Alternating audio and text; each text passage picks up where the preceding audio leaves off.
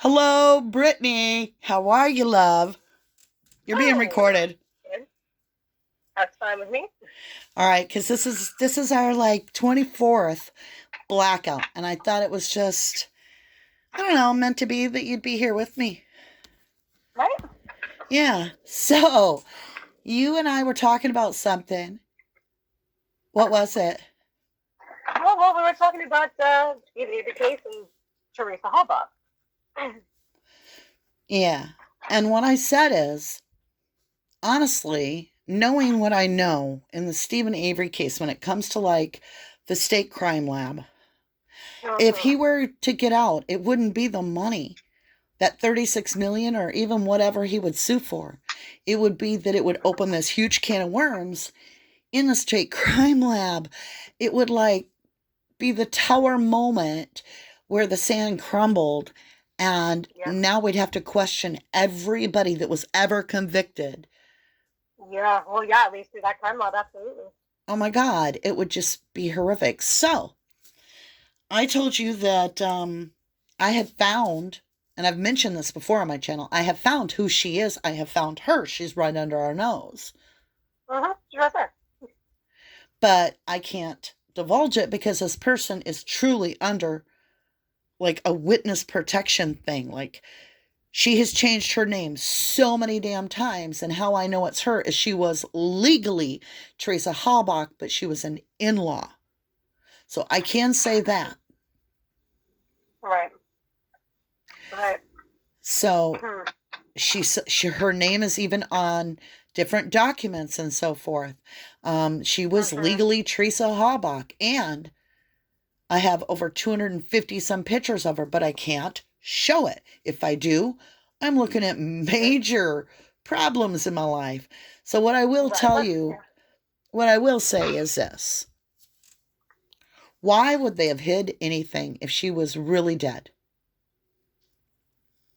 Yeah, they would have had no reason to, because if it is truly a pure, homicide investigation, there's no reason or need to fake anything or come up with things or try to pinpoint and pin it on one particular person or two particular people. They wouldn't. There'd be no reason. Not that I can think of, at least. You nailed it. You nailed it. Welcome to your last blackout. So, you guys, your screen is intentionally black because I ask you to do your own research. Think outside of the box and don't let anybody alter your perspective. That goes for your real life too, honestly. So with that, you guys, we're going to be talking outside of the box, literally. So I've beat this case to death, and I have yet to understand why one lie, one piece of evidence would be fabricated, why there would be one question if we were dealing with the truth. And so we know we're not. We started this case off as Rubberducky, and then I believe we switched to no crime, no time, and now we're missing in minutes. And the thing is we are missing minutes. We're missing minutes in this case. And what do I always say, Britt, when you're missing minutes? Missing the truth. I was going to say, either missing the truth or you're missing out on the truth. Yeah. So, honestly, if you walk this as if this person is truly DEA, it all starts to make sense, because then in the end, they don't get hurt at all. That's why we have to fabricate the DNA of Teresa Halbach. I mean, think about it.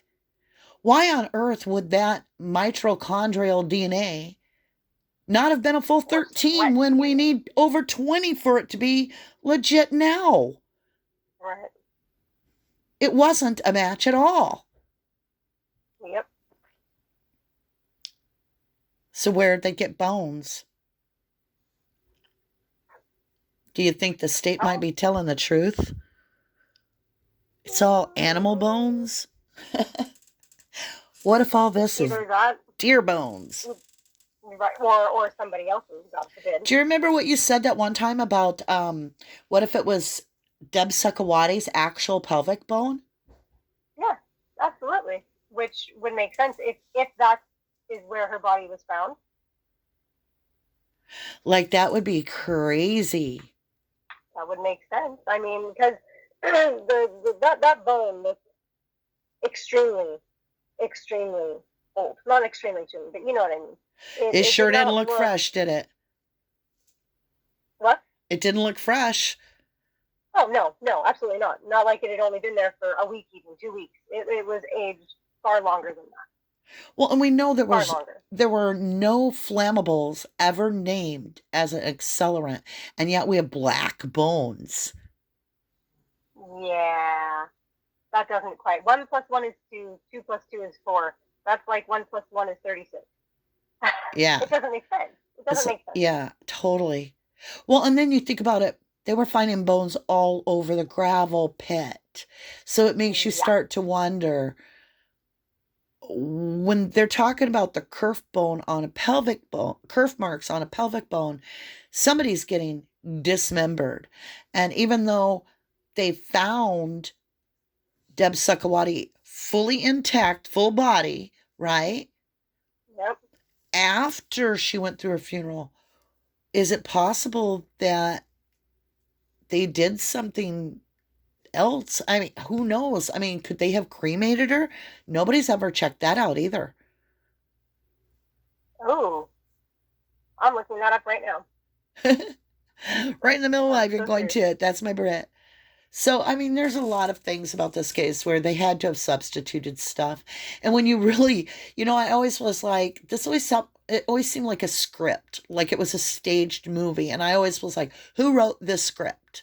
So for a while, I had my eye on Greasy Bach because I'm like, maybe he got busy with his pen a little early, you know. He's an author now. He was also assistant DA in the Stephen Avery case on the original time frame. And at first he was behind Stephen Avery, but then the second time happened. He's like, no, no, no, no. You can't be innocent twice. So I'm going to write a book about you, whatever. So at first I tried to pin the story on him. I'm like, he's the pin. So then I thought about it and I was like, why do we call Jean Couché the pencil? Because he framed a guy. He literally did the drawing. I mean, what if it's as simple as that? Somebody took a case that had already happened, like the Finkel case, and basically, hey, why fix this? It wasn't broken. It worked. He served a life sentence. He never got out.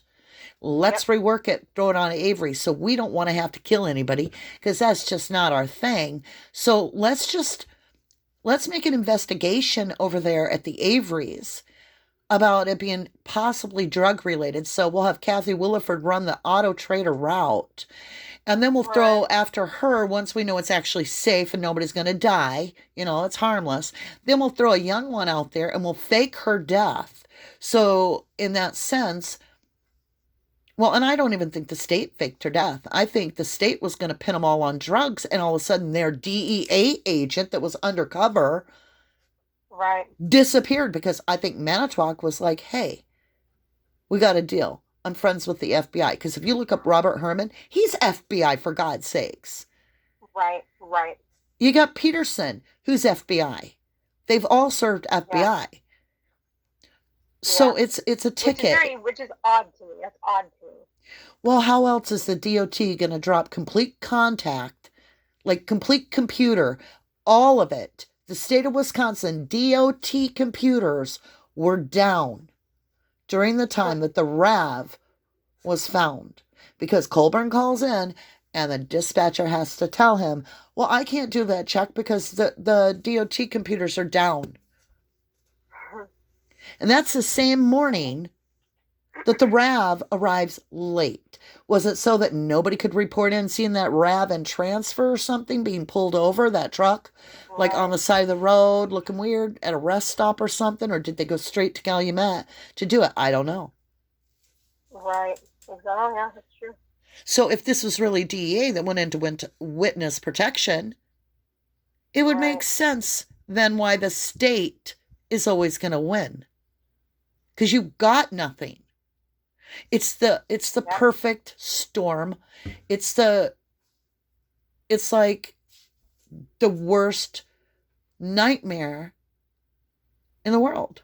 because you're never going, and they have to make up evidence, so they have the leeway to do that with every FOIA document. Hey, you know what? Hey, Brittany. Yeah. All them YouTubers are out there. Got a bunch of people asking about something about this Rav here and wanting, one of them FOIAs. What should we give them today, huh? Let's give them something to talk about, huh? Yeah. That would make sense. Because if there is no crime, but you're committed of a crime, you're boxed. Yeah, you're boxed. You're walled in. Yeah. It definitely poses some questions, too. So I'm not able to find anything about whether or not she was cremated or buried. Let's see. Oh, it says she was buried at the Knollwood Chapel Mausoleum in Manitowoc. Wonder if she's still buried or if she's been exhumed. I only asked because of that whole February of 2005, which would have been before Teresa Halbach was even missing. Right. There's that document with Wiegert and Fackbender, and they're talking to Halbach Mama, and Mama Halbach is like, no, I don't have any other dead relatives, other than my aunt or blah blah blah blah blah. But why were they asking her that? You said that was February 2005 or 2006? See, that's what I'm saying. The document is dated 2005 February. I think it's the 26th of February, if I remember right. Could be wrong on the date. But I know it's February, and I know it's 2005 is what the document says. I'm sure it was supposed to say, I'm 100% sure, well, I'll say 99% sure, that it was supposed to be a 2006. But still, it brings up, why are they asking her about other dead relatives? Right. DNA? Yeah. Bones? Yeah. Yeah. So why are they looking for DNA in the first place of dead relatives? It's not like they need the dead relative for a comparison. They've got Karen sitting right there. That's true. Never mind. Sure. So there's another bend to the truth. And it's because they don't have a body. Yeah. There is no body because there's no body. I've challenged everybody this entire case. I've always said, find something that proves to me that this child went to grade school, went to high school. Like literally, what school? What annual? Why is she not in any annuals all over the world? I've challenged years and years and years. You'd think all these armchair sleuths, one of them would be able to prove me wrong. Because this woman comes into being in 2002. And then there's 2002, Steve Avery's exonerated. But there's a delay of 1 year before he's released. Is it so that Theresa can go teach volleyball? So that everybody knows her and loves her? So that we have legitimate witnesses for the crisis worker that's actually an actress that's going to walk off the set and go lead a completely different life right under everybody's noses? I mean, really. Right. I'm very curious. She's in Wisconsin, I can tell you that. Right.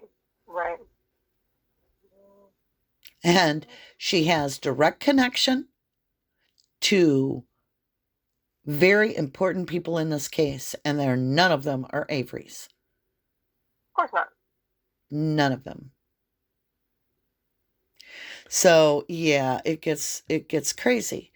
And when I first saw this girl's picture, it wasn't like anything else I can explain. I thought somebody had taken Teresa Halbach's picture and photoshopped it. Until I found this woman and I started going through and she changes her hair every day. She's an actual photographer that is also a model. And one day she'll have a red wig and she's always doing these pinups of the 1940s and on T-Birds and all these kind of cars. And she does all this, that even her own pictures are all different, yet they're all Teresa Halbach. Right. It's astonishing. So she can change her appearance very easily. Well, in one picture, she had purple eyes with purple hair and yellow fingernails. And she was doing this little thing where she was like like the 1940s retro during the war with the curled size of the hair. and all this. And the thing is it's there's one other person on this earth that brought it to me, and she'd been trying for over a year to get me to look at all these pictures, and I would look at like what she was saying, but she could never connect just right. And one day she just happened to just send me the picture alone, and I immediately emailed her back and said, "Where the F did you get this picture?" And she said, "Are you hearing me now?" And I said, "You have my full blown attention." So we dug into it, and we dug hard down deep on this person. And they were originally named Theresa. I mean, not originally. At one time during this time frame that we're in question with the Avery case, this person was legally named Teresa Halbach at that time. In 2006, her name changes, of course. And I can track her. I can track her before that, and I can find her fucking annuals. I can find what school she went to. She's real. Right. Oh yeah. And I watch people in MAM, not the Averys, on the other side, still on this person's Facebook, in contact with her. They literally talk to her on Facebook at times. They follow her. So this isn't like some girl that doesn't have some actual relationship with the Halbachs. Oh, she does. She does have a relationship with Ryan Hilligas. Indeed. She has a relationship with these people in real life. And she was Teresa Halbach at one time. And she played the part. But she walked off the set. She did. Right. And I know people... I just found something.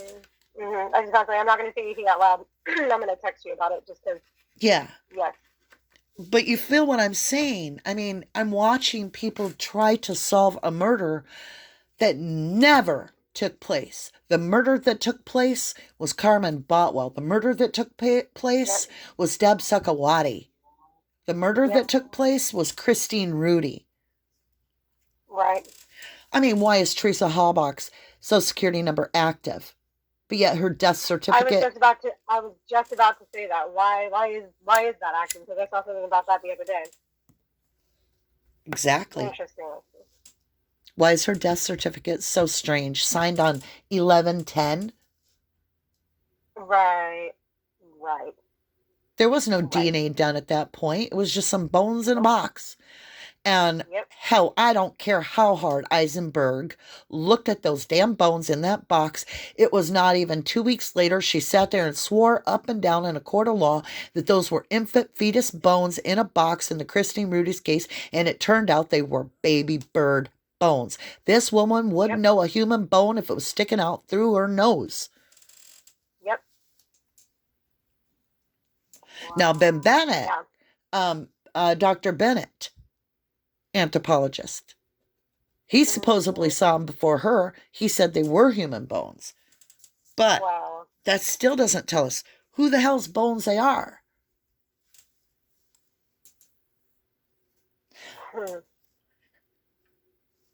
I'm such an idiot. I totally just sent that to the wrong person. I'm a jackass. Use my language. No worries. So, I feel like, I'm going to always be supportive of Stephen and Brendan. I feel that they're doing an amazing job of strength. I'm not losing hope. I'm hoping that Kathleen can find some hidden loophole here. I get what now she's going through. I understand it fully. Mm-hmm. The devil's in the details. I just messaged you that question. Think about that is, Think about how would he have killed her in the first place. He had either somebody on the phone, somebody stopping by the house to drop off mail, somebody driving by on their little golf cart, something about their, what was that, snowmobile or something. You gonna sell my whatever, you got kids running around outside. You got people working in the garages over there. Yeah. Really? No time. I mean, unless he can do that and fire off gunshots and have nobody hear them in like a matter of 5 minutes. And yeah, let's give it a little. You only got 5 minutes, Brittany. You only got 5 minutes, and you can't leave any DNA. I'm walking away. I can't do it. If I can, you just can't. It's scientifically impossible to have pulled that off because as a certified property appraiser, I will tell you, legally by the state of Wisconsin, I could have testified in this case to state that that room has the patina of dust on every fucking item in that bedroom that has not been cleaned in months. So either she wasn't in there or she was never in there. You feel me? Yeah, it's impossible. Yep. Impossible. She never stepped foot in that trailer. They knew it from the get-go. When even they were trying to teach Brendan, they were trying to train him into his quote-unquote confession. And Brendan, they're like, where'd you shoot her? Outside the garage. You mean inside the garage? Oh, yeah. Oh, okay. Why? Because there's snow on the ground out there. We can't find any damn bullets in 2 feet of snow. So we're going to make it convenient for everybody. Make Brendan say inside. Because he's a child with language issues. Yeah. Yeah. I mean, there's definitely, I don't know. I mean, of course, the whole case just infuriated me, which is why I have, spent as long as I have, just like you, going over it again. I mean, I can't tell you how many times I've watched both part 1 and 2 of that docuseries, and every time, I am left with more questions, scratching my head, and it just makes me more sad and more angry about it, And I think that's one of the reasons that so many people are still very fixated on the case, because there's just so many questions that are unanswered, but those questions can't ever get answered with really anything that they've provided, Because it's a mathematical problem that cannot exist. And I have a theory as to the whole thing with Brendan. Oh. So when I went to see the Averys, I went physically there to the shop, and I visited Chuck and I visited Earl separately each. Right. And I told them who I was. They knew I had a YouTube. They'd never heard of me. Well, one of them said he'd heard of me, but he didn't watch my channel. I said, okay. But they were willing to talk to me. Got pictures taken with them, all that fun stuff, whatever. Oh, that's awesome. Mm-hmm. What came out of it was there was a statement, which it was actually Chucky said. I said something about, I'm really working hard on trying to find anything and everything to help get Brendan out of there. And he said, yeah, that was never supposed to happen. What? That's what he said to me. Yeah, that was never supposed to happen. See, and did he try to take his words back, or? No. He never even caught that he was giving it up to me. Oh, wow. No, he never even caught what he said to me. And I repeated it back to him. I said, he was never supposed to happen, was he? And he said, I know. It's a shame, it's a shame, it's a shame. So I got to thinking about it. So they wanted rid of Stephen, and they're being blackmailed to comply. And in doing so, in trying to all work their own individual part against Stephen, as BB used to say on the channel, the I Hate Stephen Club, right? They all were prompted and given the story. Think about it. So you're not a suspect. Yeah, you're not a suspect, Bobby, because you saw Theresa probably walking in there or something, huh? Yeah. Oh, yeah. There, he's been fed his line. From now on, he's got to say that. He's got to stick with it, or he's an accomplice. So at some point, I'm thinking they got in Brendan's head and told him, yeah, they were like, Brendan, we know you saw it all, right? Just like Bobby saw her walking. And he was probably like, well, but she wasn't there. Well, I know, but remember, everybody's got their role to play. And so then he's like, okay, but he can't remember all that because it never happened. So then Barb gets up on the stand and she's like, well, he probably should get a little trouble for some of the stories he told. But this starts making sense if they're all playing a little part. I'll tell you right now, they all deserve a freaking Academy Award in that case because, well, sort of. Because, I mean, that takes some serious. I mean, I grew up in theater, and I'll tell you right now, I could not have held a role or played a part like that for that long, knowing what the outcome is going to be. I couldn't. Well, look at the Halbachs. They never even shed a tear over their daughter. I mean, not even red, puffy eyes. And when they were in trial and they were talking about the dismembered parts of her daughter, Karen Halbach was pretending to cry the whole time, and her dry tissue floated to the ground. Yep. Yeah, I was about to mention that. And, isn't it interesting that at trial, when they go in there, she's, and I use air quotes, was crying, yet you don't see red, puffy eyes. You don't see tears, because I'm sorry if someone's actually crying as hard as any mother, I would assume, would be crying if her daughter had actually been murdered and all of that in that fashion. You'd be able to see the tears and the shininess from the tears on the face a mile away. Exactly. And you certainly, and I call it ugly crying. You certainly wouldn't be crying quietly. You'd be ugly crying. You'd be scream crying, if you will. Because you'd probably have to be removed. Have to hear about your child. Yeah, you'd probably have to be taken out of the room. Oh, Carrie, absolutely, 100%. I don't even think I could sit through that part. I just couldn't sit through that part. I wouldn't be able to be in the room when they did that kind. But also, if you think about it, at that point that you've got the lawyers working with Kratz and they're agreeing to take this gentleman's agreement, there'd have been no need for a gentleman's agreement if this was really Theresa Halbach's pap smear. Right. It's not like there's some top secret about this young woman that when she got her pap smear, it was so special that they had to keep her identity a secret. Right. So it to me, it's absolutely, I know for a fact, I know I'm right. I've seen this woman. I know what she does for a living. I know what she looks like. What freaked me out the worst, I guess, was what cinched the deal was there's a picture of Theresa Halbach where she's holding a disabled baby, a very young child that's very disabled and physically disabled. And this woman is in the picture in her new life with a much more mature young woman of that disabled person, same person. Undeniable. Right. And she's still with her in pictures. And it's like, holy shit. Wow. Right there. And I can't do a damn thing about it. So it's like, okay, my hands are tied. That sucks. Yeah. Well, technically anybody's hands are tied. Anybody's hands are tied in actually revealing, getting to this point of this. Zellner's hands are tied. Why do you think she's trying to go through these loopholes to break the case, to prove that they're full of shit? How on earth is she ever going to be able to do that, knowing that, Yes. How is that? How is that going to happen? And I'm a firm believer that there is a loophole in every system. She's working it. How on earth do you get through that? That's like, in my opinion, almost an impossible loophole to find, much less get through. I don't know. If she can impeach their star witness somehow, perhaps. Very true. Yeah, well, who, Bobby? Yeah. So it's so crazy to us, is all I'm saying. It's just insane.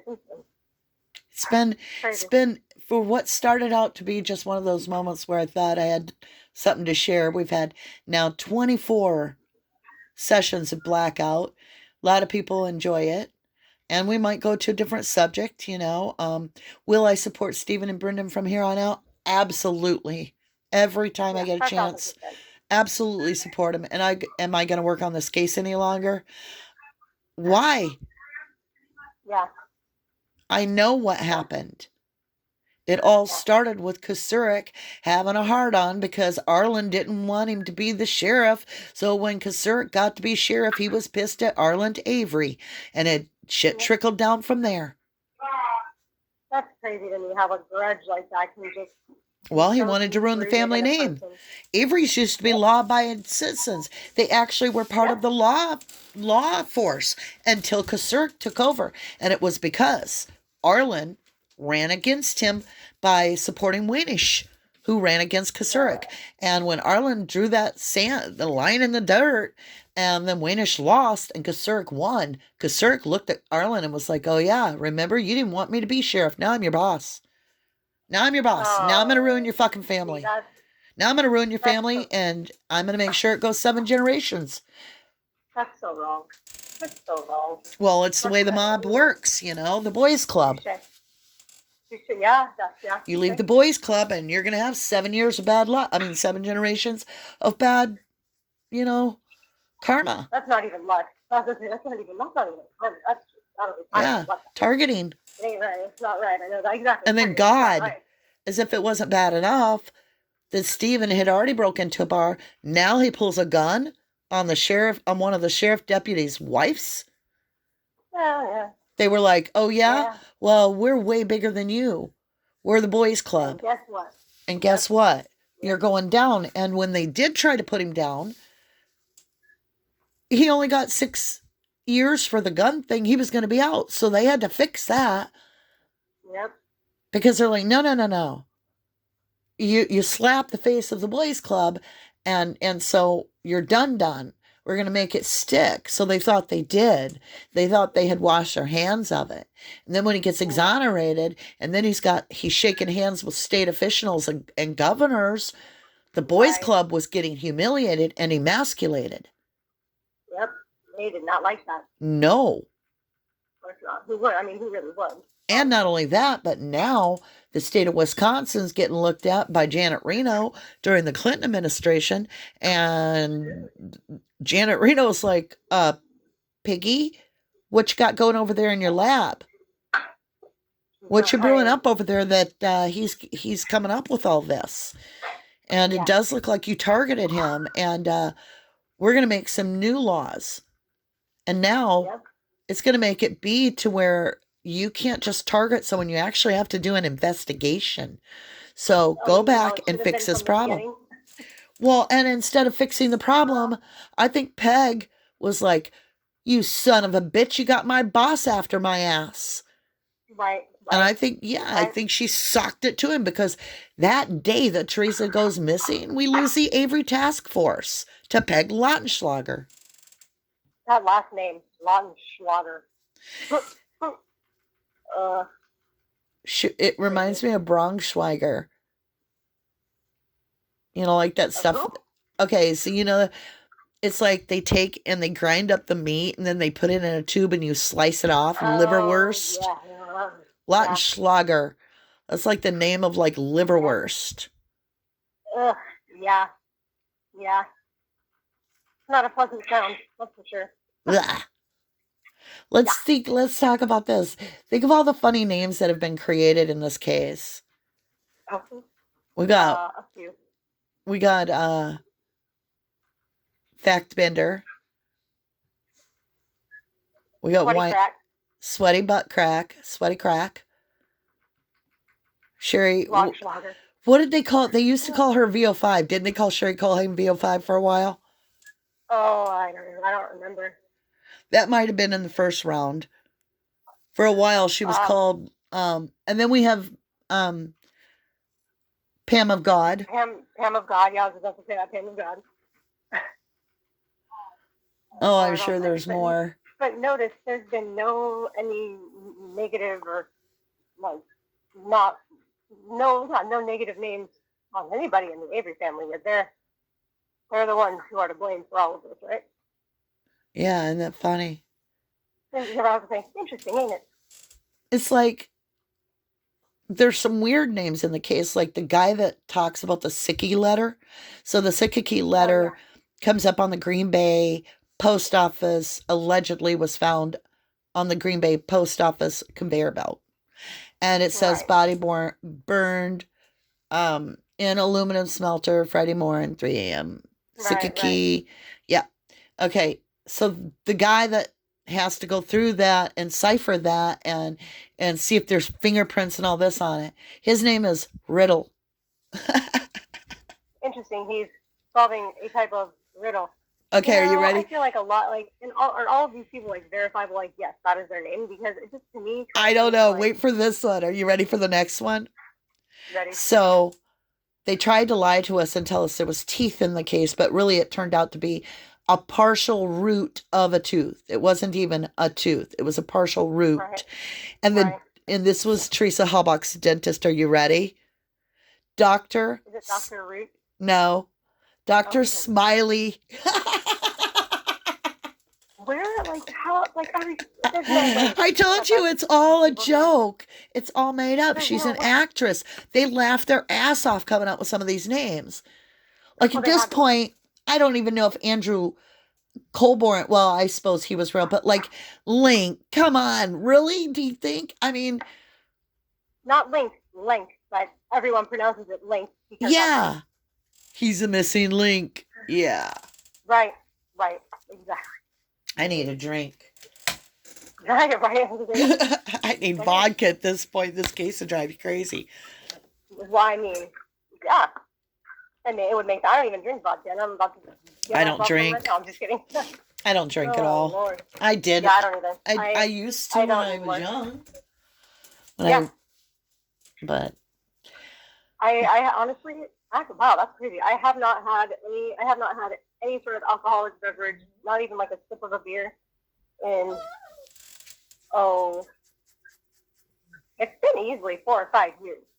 I mean, and I didn't like. I haven't like drank for. It's been a long time. I was sitting here thinking. Been a long time. I've been sitting here thinking.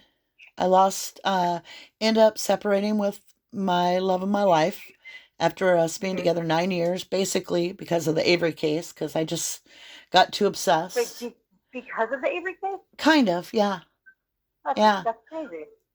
I just wouldn't leave it alone, and it was driving him nuts, and I was studying it so hard. It's not crazy because, like, we were having problems because Manitowoc cops were coming to our town, and he didn't like that. He wanted me to leave the case alone before we ended up dead, and I wouldn't. I get it. But then I've lost, my son went from the age of like 14 years old when I started this case. Well, even before that, but when I got hardcore researching into this case, he was 14. He's now in college at 19. Maya was a puppy. She was an infant puppy. Like, I think she was like 6 weeks old, maybe 6 months old. And now she's passed. She's passed. There's been so many changes in my life. Yeah. It's been an incredible ride. I've learned a lot of life lessons, Oh yeah. Understandably. I mean, and you've done a lot of research and good research at that, I feel like I've beat the boardwalk there pretty hard. I mean, I've had my pen on a whiteboard or two. Well, of course. Well, yeah, absolutely. And also too, I don't know how many people have actually been able to find out, the information that you do know about this woman. So it's like, to me at least, that shows that you've done, like I said, a lot of research and you put a lot of work into it too. Well, and I don't come to the conclusion lightly. I mean, I had to have some legitimate proof of this woman being Theresa Halbach. And when I finally found it, and then I found out what was behind it, I was like, well, hell's bells, I'm at a dead end. I'm at a stopping point. When I'm faced with somebody that is legitimately under witness protection, I legally cannot even. I have a gag order. Can't say the name. I can't show the picture or nothing. It's a gag order because it's facing me literal charges, and it's not like a gag order anybody gave me. I just know damn well not to say it. That's how sure I am of it. I know damn well. Because back in the day when I was getting close to this person, which was 2 years ago, I was getting very, very close to her. Manitowoc showed up in my damn hometown, and we got 900 people here. We don't even have a campsite. There's 12 places to camp, and it's full of mosquitoes and nowhere to swim. So why is he here, a 3-day vacation parked at my cop shop, My cop shop is a whole 50 square feet probably. Oh, wow. Yeah. That's like one of the ones we have over here. It's an outhouse with a bell on the front, so if you need a cop, you ring the bell for help. Oh, wow. Well, it was for a while. But, it's come full circle, and I want to know where our channel's going. So I want to hear from everybody out there.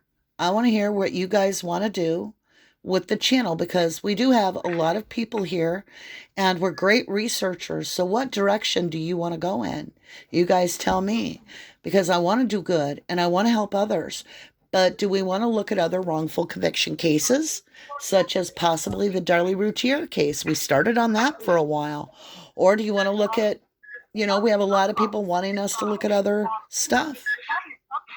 So, are you at checkouts? Yes. Brittany, Yes. are you at work? Heck no, I'm a safe place. I'm a safe place. You're at Finding it safe. over here. So, well, should we call this good? We're at 40 minutes. I think this is the longest blackout that we've ever had. I personally want to. I've watched them all, and I think it is. I personally want to thank you, Brett, for coming on with me and sharing the last blackout with me. Yeah, I want to thank everybody out there that has enjoyed this with us, has fought so hard for Stephen and Brendan, continue to do so, continue to keep their names out there. But yeah, you're going to see a change on the channel. So you guys can guide me and we can work on the things you feel inspired by. All right. With that, you guys. Hey, Brett. Are you still at checkouts? Yeah, I forgot I had frozen my card. Okay. So it's not working. It's fine. Well, I'm going to say bye, love. All right, sounds good. I'm curious to see comments on that one. Yeah, I am too. It'll be good to interact with everybody. All right. I love you guys. To the moon and back. Take care and God bless you all. Stay strong, Stephen. Stay strong, Brendan. We've got your back from here on.